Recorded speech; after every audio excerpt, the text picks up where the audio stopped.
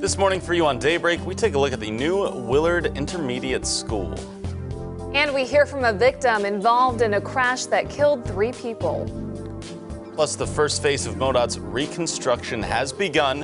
What you need to watch out for as you hit the road and more coming up for you this morning on Daybreak. Good morning and welcome into Daybreak. It's Tuesday, August 6th. I'm Lauren Barnes. And I'm Joe Morano as we get moving on another day of the week. First day of the week for this one. Back from some vacation, right? Sorry about that. Yeah, it was a good one though. Went to Gulf Shores, Alabama, and it was beautiful. I'm still finding sand in my hair, so if a few of them end up on the desk, I'm sorry. I washed it, I promise. Always a pain from the beach, right? Yeah, I kind of like it though. It's like a little memento. It's still in my car too. That's what I think too. I feel that way as well. I think it's worth it, right? It is, I think Elisa Rappa would agree as well. You're not one to shy away from the beach, right? Oh, absolutely not. You know, and when I was in Italy, we went to the beach. That was a rock beach, and I was like, oh, this is going to be cleaner. I won't have sand everywhere. No, still little pebbles all over the bathroom, all over the car. I've never been to one of those before. Yeah. It was so nice. It was like a good massage on your feet. You know, you just stand there and just wobble a little bit. It felt good. I actually haven't been to Gulf Shores either. That was my first time, but yeah, it was really fun. So I'll fill you guys in throughout the day. We're back now, and you're probably already looking forward to the lake weekend, right? Yeah, we got some missing that water. We got weather to get through first, though, right? How are we looking this morning? We're starting out dry this morning, but our cold front comes through today, and then it strolls through the weekend. So we've got a bunch of storm chances to track here. But again, starting out pretty quiet. We've got some dry roads across the Ozarks this morning, just a few clouds out there, and it's a pretty warm start too. Temperatures already in the low to middle 70s. It's 74 degrees in Springfield, 75 in Branson, and 74 in Harrison. And that humidity is really kicking on that muggy meter map.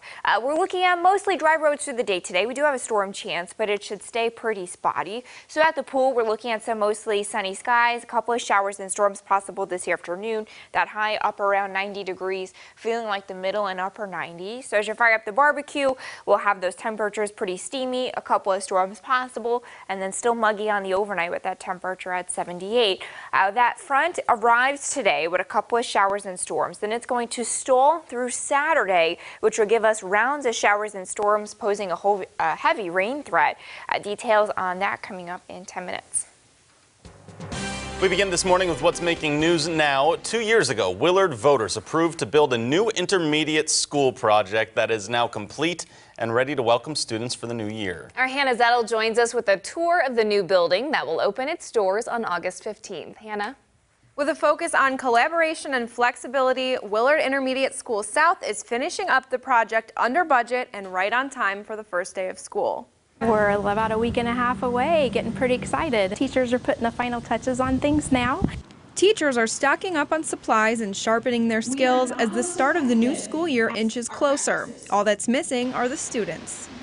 First, we have to start with our paradigms. Willard Intermediate School South will open its doors for the first time this August as finishing touches are made on the $19 million project. We started about 5 or 6 years ago. We went and toured a few locations around us. Principal Stacy Pippin says the new school will take stress off of the other intermediate building across town, which wasn't able to accommodate the growing number of students. So this alleviates both locations and allows us to do a lot more of what you can see from this space, a lot more collaborative things, a lot more flexibility to things, and teachers are really excited about that at both buildings. Highlights include a full-size gym, collaborative library, and 2 STEM labs. A lot of that inquiry-based learning and students learning by doing, and that gives us great spaces to do that, and kids surprise us with what they can figure out and take apart. The building maximizes space by placing teachers' offices outside of classrooms, opening up workspace to create a limitless learning environment. An open house for the school will be going on tonight for students who want an early look at the new building. But like with any new school building, not everyone is happy to be switching schools. Some parents have called Willard School District and expressed frustration regarding where their child will be enrolled this year. We can break that down quickly for you. To find out where to enroll your child, first, place a call to the county assessor to find out the boundaries of your address. Then call the Willard School District office to learn which school your child will attend. It's also important to note that summer school building assignments may differ from the normal school year. All right, Hannah Zettel, some good information this morning. It's your right to know. The man believed to be responsible for the budget truck fatal crash is scheduled to be in court today. 27-year-old Shannon Schaefer will appear for a bond hearing for charges of theft and multiple felonies. Schaefer is believed to be involved in the theft of a rental truck involved in a fatal crash at Campbell and Republic Road on July 18th. Greene County Sheriff Jim Arnott describes 29-year-old Andrew Lynch, who's accused of killing 3 people in a car crash over the weekend, as having no respect for humanity. Color 10 spoke to another woman who was in one of the cars that was struck by Lynch's truck before he drove through an intersection. She says she's still injured, but thankful to have survived. Jody Mogelin wasn't driving the car she was in, but says it was good the driver saw him coming and acted quickly.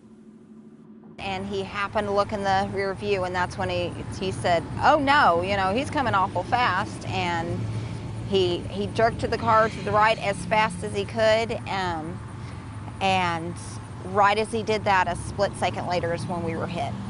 So if he wouldn't have done that, we would have probably been hit full on in the back. Andrew Lynch is facing 3 separate murder charges for the crash. Sheriff Arnott also says Lynch's blood alcohol level was nearly 3 times the legal limit. Some relief could be coming for Greene County's strained court system. A new judge's position has officially opened up. Circuit judges handle felony criminal cases as well as some civil lawsuits. Applications are accepted until the end of the month. Here's what you need to qualify. You must be at least 25 years old, licensed to practice law in Missouri, a U.S. citizen for at least 10 years, a qualified voter in Missouri for at least 3, and a resident of Greene County for at least 1 year. Public interviews are scheduled for September 13th. The Judicial Commission will then select 3 candidates for Governor Mike Parson to choose from. We have a traffic alert this morning. If your commute involves southbound Highway 65, you'll need to find another way. The first phase of MoDOT's reconstruction on that highway began Sunday. It is closed going southbound toward Branson between the Sunshine and Battlefield exits. So if you're heading home from work this week, expect to see some delays and plan a different route ahead of time. MoDOT's resident engineer on the project says they're laying down new pavement on the road. Well, the pavement is just getting old. We're having to do more patches, more repairs. And you can see that it's starting to deteriorate. Just like the last 2 years, we've had two projects of doing the pavement replacement. So once we do this replacement for this next 2.5 miles, we won't have to touch it hopefully for another 50 years. And we do have alternate route options for you in this story when you find it over on ozarksfirst.com. Still ahead for you this morning on Daybreak, Japan is showing off its flying car. That's awesome. That's great. Plus, President Trump imposes sanctions against Venezuela. That's in your Money Watch straight ahead. From Color 10 Ozarks First, Lauren Barnes, Joe Morano, and weather with meteorologist Elisa Raffa. This is Color 10 News Daybreak.